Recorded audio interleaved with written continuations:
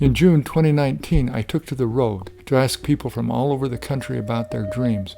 I thought I would be learning about them, but I'm also learning about myself.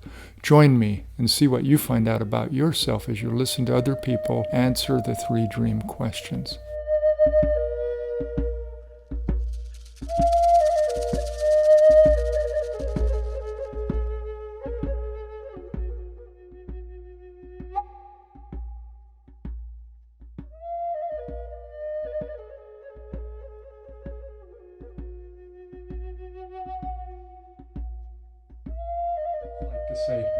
Okay, like many societies, particularly the Native Americans, the elders are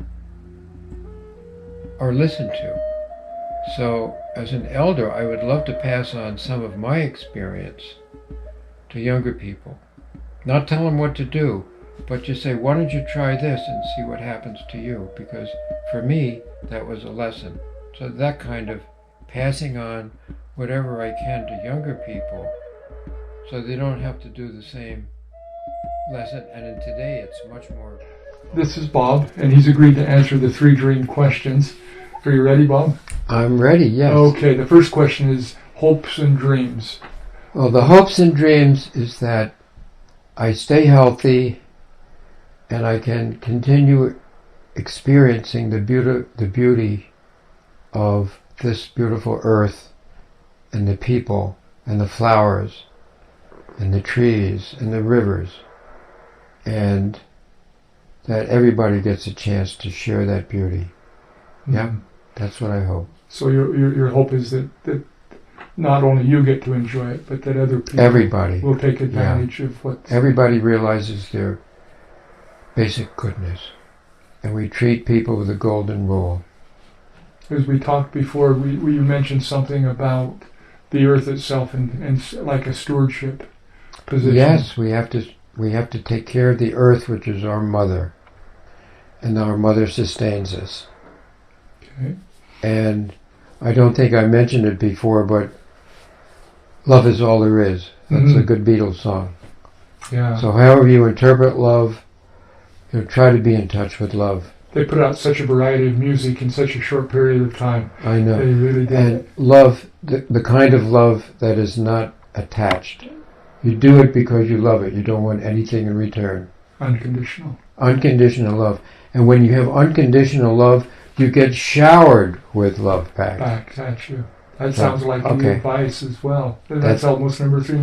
The second question is do you remember any dreams or aspirations you had as a child?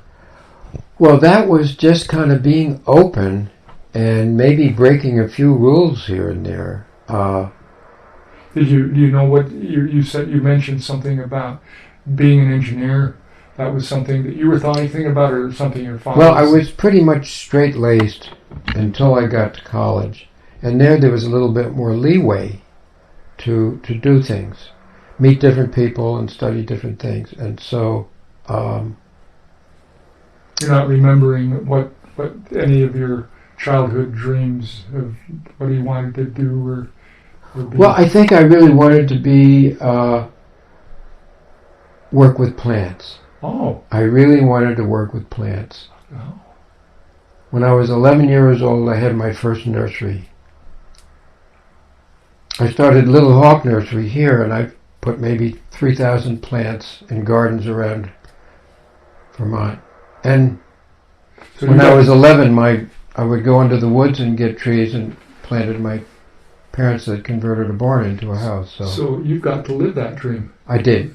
I'm living it now. And you get to live it again.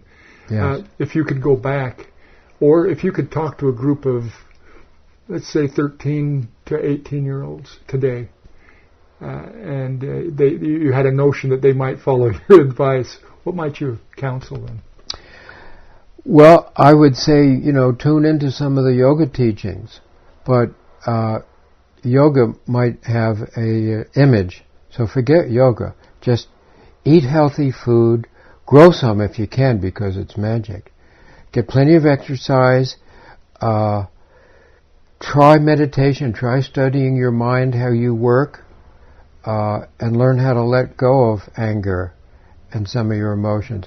Not that anger is bad, but let go of it. Kind of those kind of things. I like that a lot. Now, is there anything else that's come to mind that you'd just like to say? Okay, like many societies, particularly the Native Americans, the elders are listened to. So, as an elder, I would love to pass on some of my experience to younger people. Not tell them what to do, but just say, why don't you try this and see what happens to you? Because for me, that was a lesson. So that kind of passing on whatever I can to younger people so they don't have to do the same lesson. And in today, it's much more complex. Yeah. Much more complex. There's a lot more stuff going on. Yeah. Okay. Thank you. Thank you. Well, my pleasure.